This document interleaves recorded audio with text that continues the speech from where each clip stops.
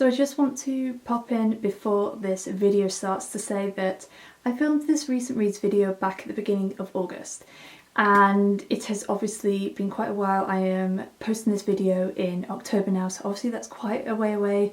So some of the things that I say obviously might be a little bit outdated kind of in the introduction, but I just kind of wanted to quickly pop on and just say this video was filmed quite a while ago, and also it's the first video that I had filmed, like sit down video, in quite a while.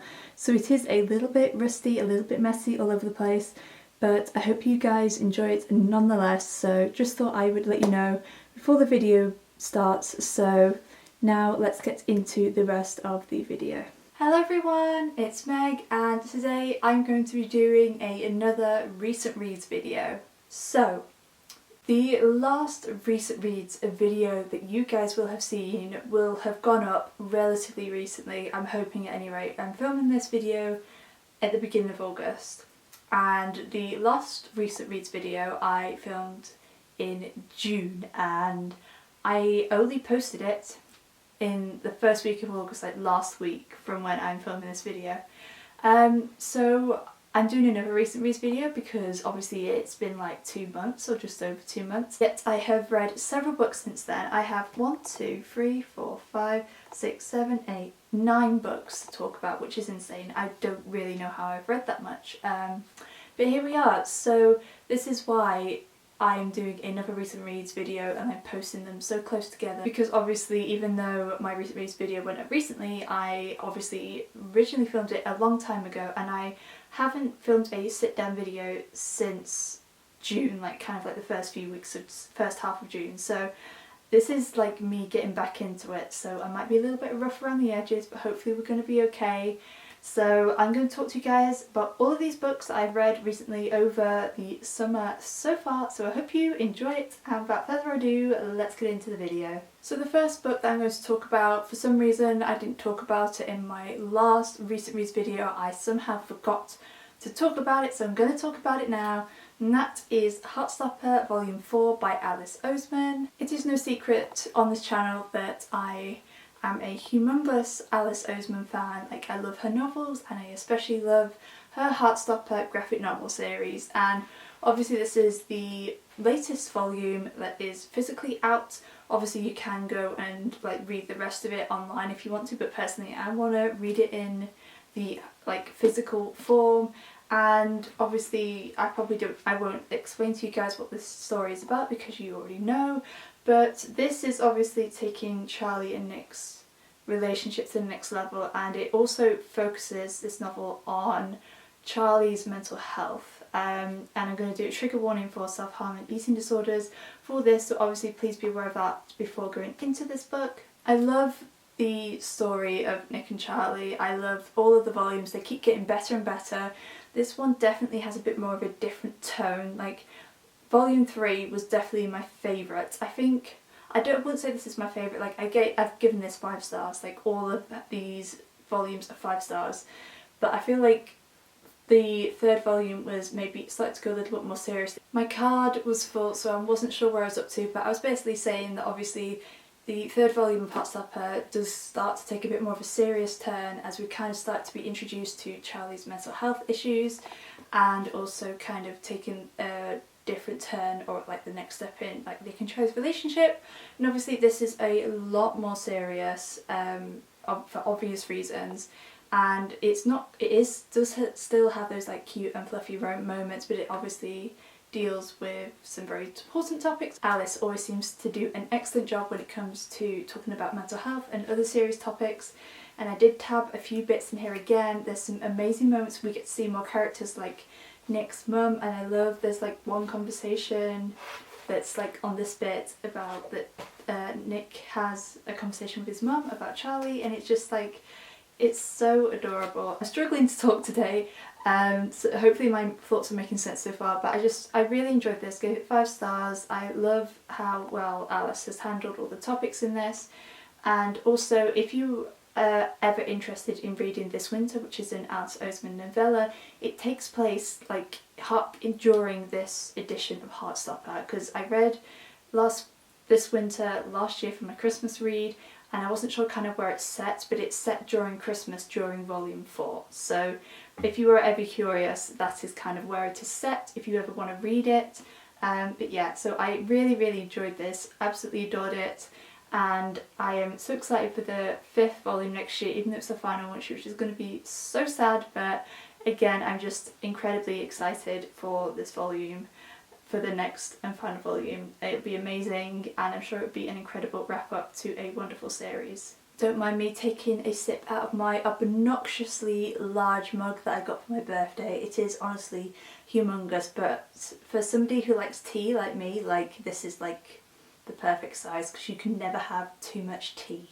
Next up we have a reread, and I actually have 3 rereads in this recent reads video to talk to you guys about, because I reread one for my birthday, I reread one for Pride Month, and then I have another reread, and that is Aristotle and Dante Discover the Secrets of the Universe by Benjamin O'Leary Sands. This was a book that I discovered and read before I knew BookTube existed.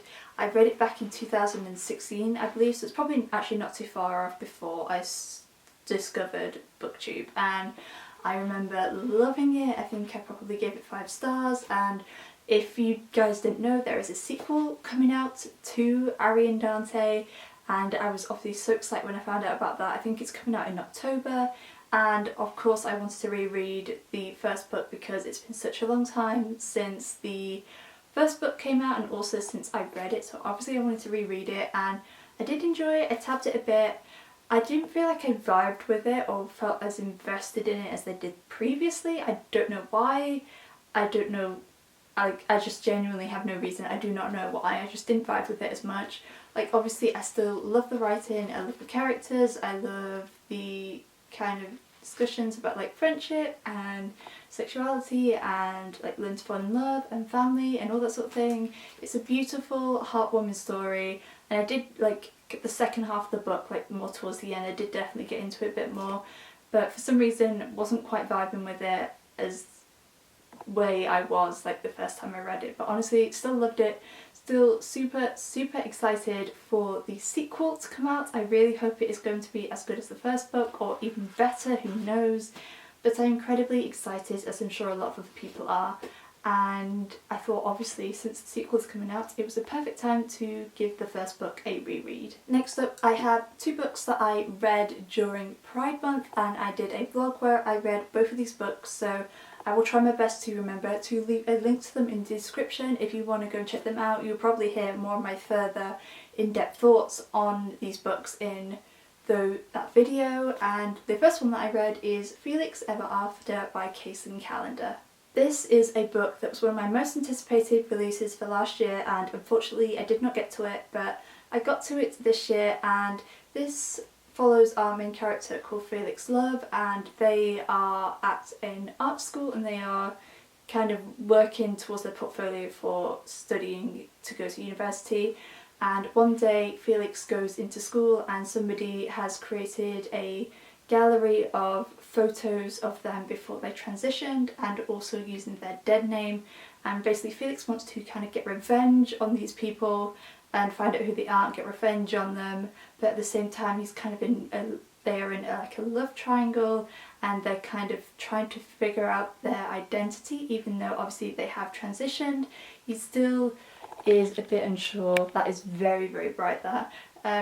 They are still kind of very unsure. They feel like something is kind of missing, so it's kind of a story about identity and love and friendship and all that sort of thing, and I did really enjoy it. It didn't quite live up to my expectations. I think that's purely because like I was so hyped for this book. I went in and I was just like, yes, this is going to be absolutely incredible, and it was amazing. I love the discussions in this book about like race and identity, whether it's like sexual identity or gender identity and all that sort of thing. I thought it was absolutely incredible, and the discussions and all of that sort of thing.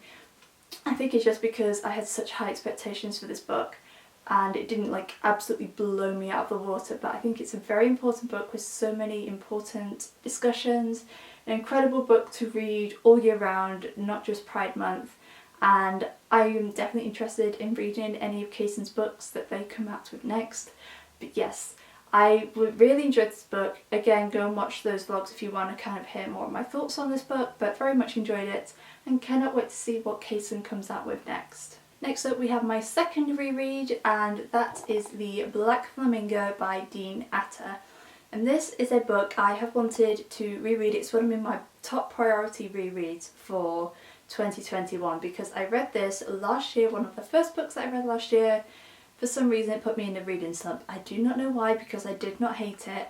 I just think I did not fully appreciate this book when I went into it. It wasn't 100% what I was expecting. Like I can't even remember what I was expecting, but I just didn't appreciate it as much. So I really wanted to give it another go, and I read it again and I just absolutely adored this book. Obviously it's very popular, so you guys probably know what it's about already. It's about our main character named Michael, and it's about him kind of growing up from child to teenager to going to university, where he discovers drag and he becomes a drag artist. There are obviously a lot of discussions in this book such to do with like sexuality and identity and race and all those sorts of things, and I really love the discussions in here. And obviously this is a novel in verse, if you did not know, and I love novels in verse.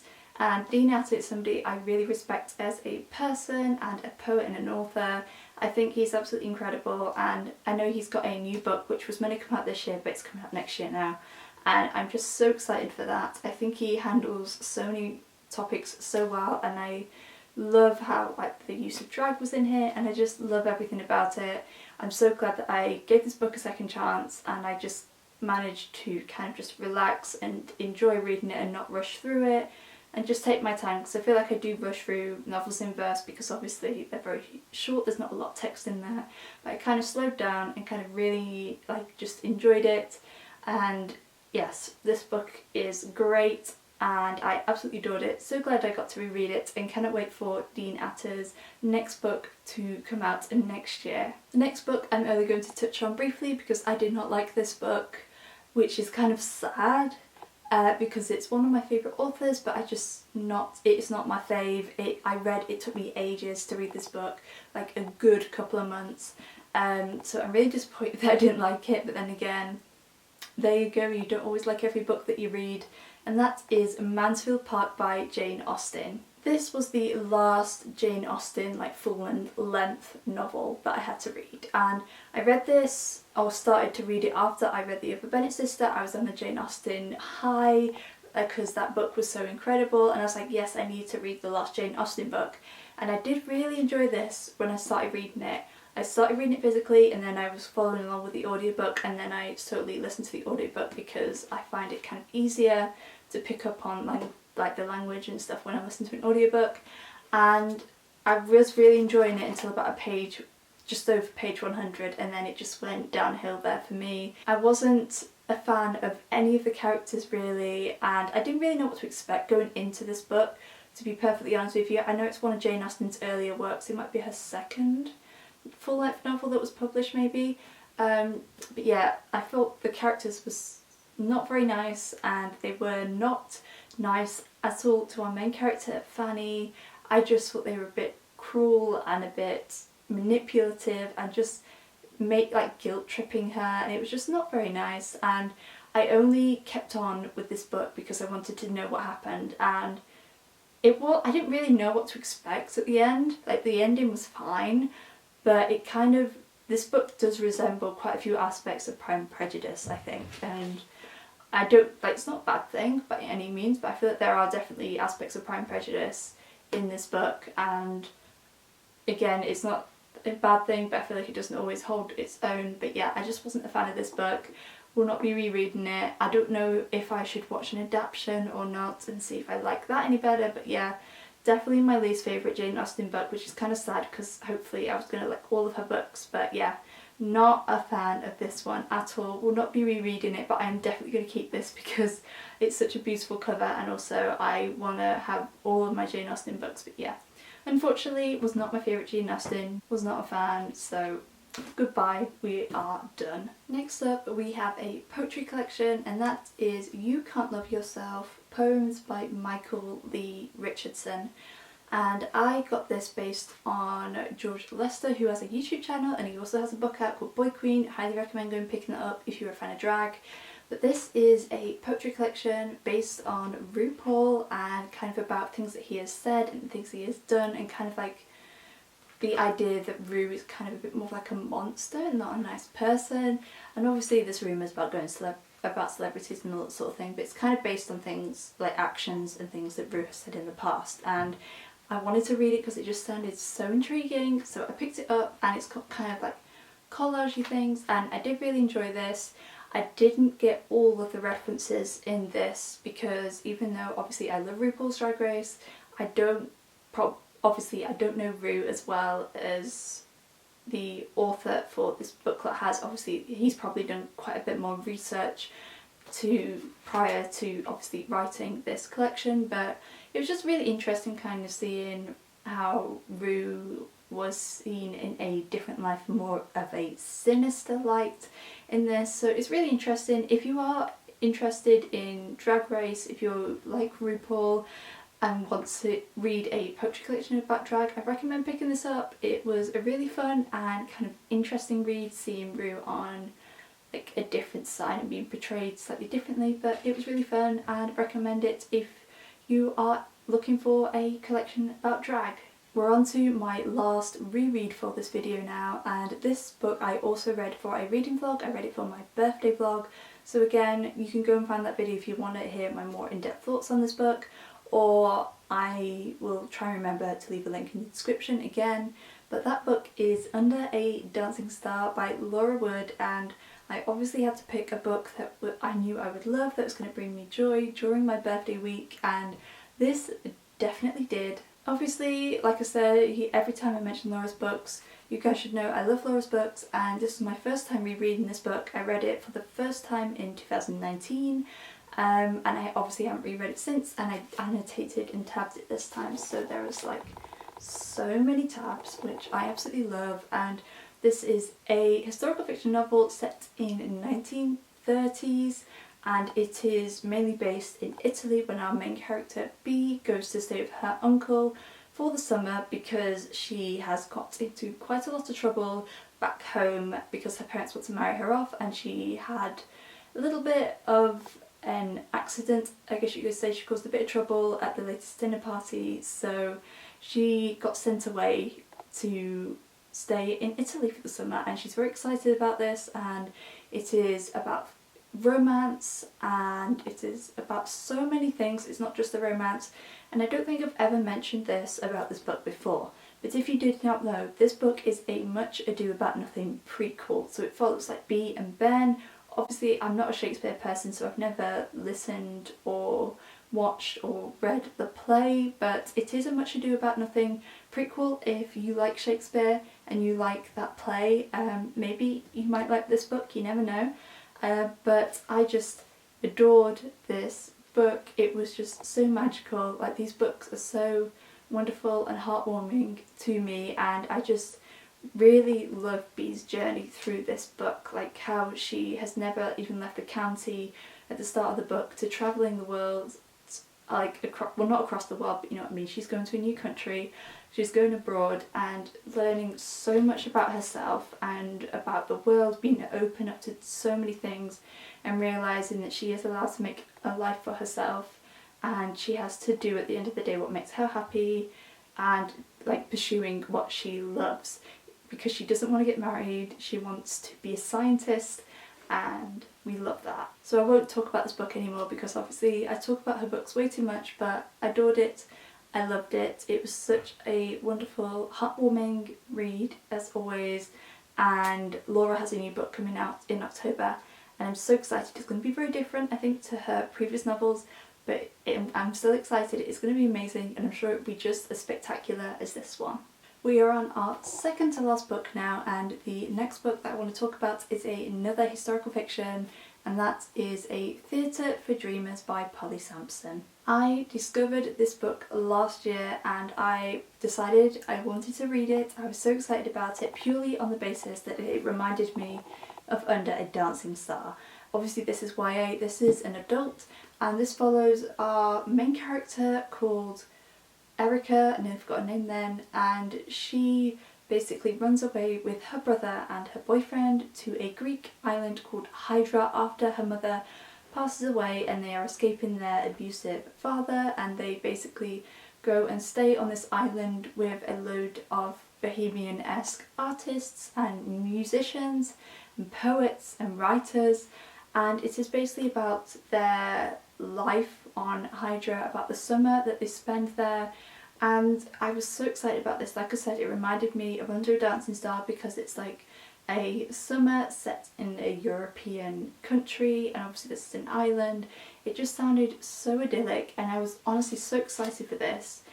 But unfortunately I did not gel with the writing at all. It actually was quite difficult for me to get into it at the start because I just did not vibe with the writing at all. It kind of got a little bit confusing for me. Even though it was confusing and I didn't vibe with it, I do think the descriptions were very beautiful, though they were very vivid. I just didn't connect with the writing at all, which I'm so sad about. And the other issue I have with this novel is that there are a lot of characters in here. We have obviously our main characters, and like Erica and her brother and her boyfriend, and also Charmaine and her family, who are kind of her mother's friends, and they live on the island, and there are a few other people, but there's just such a huge group of characters. It's actually quite confusing to kind of keep up with them and remember who everybody is. But obviously this was a bit of a disappointment just because I didn't vibe with it, and it wasn't exactly what I was expecting. I feel like that seems to be a running theme with books that I've been with, but honestly it does give you those like super summer vibes. Like I could see somebody, like if you read this on holiday, whether it's on the beach or somewhere nice and sunny, like it just gives you those vibes, and you truly get like a sense of freedom that these people have living on this island. And in that way, like the atmosphere is absolutely incredible. Unfortunately, like I said, I just didn't click with the writing style, and I did get a bit confused with all of the characters. This is a slightly sad book. There's always kind of like a slightly sad undertone because of everything that happens. Obviously there's a lot of drama between all the people living on the island, and towards the end especially is particularly sad. So I will do a trigger warning for suicide on this book in case you want to pick it up. Just be aware of that before going into it, and there are probably a few more other trigger warnings, so like I said, just maybe give that a little bit of research before you pick this book up. But it was this book is definitely the essence of summer. Like if you want a book to take to the beach or to take on holiday with you, I do definitely recommend picking this up. The writing ever so slightly reminds me of Sally Rooney's writing, saying though I've only read like half a novel People before I DNF'd it, but it does kind of remind me of it in that way. And obviously all these characters who are very complex and live in very intricate and kind of all over the place lives, and they are there's like lots of problematic stuff, but yes, they're very imperfect, intricate and rough around the edges bunch of characters, but you do get to know them really well, which is really nice. And yeah, like I said, there were some things, it was a bit of a letdown, this book, for me, but I did still really enjoy it and do definitely recommend it, especially if you're looking for like a historical fiction that has like a summer vibe. That'd be a great beach read. I honestly think this will be the book for you. And then the last book that I have read recently is The 4-Hour Workweek by Timothy Ferris. And I know these sorts of books aren't everybody's cup of tea. This is kind of like a business, kind of like improve your life kind of book. And I read Timothy Ferris's other book, I actually listened to the audiobook years ago, I think it's called The Miracle Morning, and that book is probably one of the few non-fiction books I've read that's actually left a lasting impression on me, like years like into like to the present day now. It's something that I still kind of, aspects of it I still implement. So I have been intrigued to read this book for ages, and I found it in a charity shop, so I picked it up. And this book is kind of like a book about obviously like reducing your work hours so you can have more freedom to kind of pursue other aspects in your life, like hobbies and spending time with family and travelling and all that sort of thing. So I was just genuinely interested in seeing what this book was like, since I enjoyed his other book so much. and I did enjoy it. The first part of the book, which you may be able to see, there's some tabs here. The first part of the book I definitely enjoyed the most. The middle and the second half of the book I didn't enjoy as much because that focused more on like a business side and kind of like financial side of it, which I could definitely apply to my life if I wanted, but I just don't feel like I could because it's not the path that I personally want to take. But like the discussions and stuff that are in here is just really interesting, and there's lots of quotes in here from people, and yeah, I won't talk about it too much because it's just it was a good book.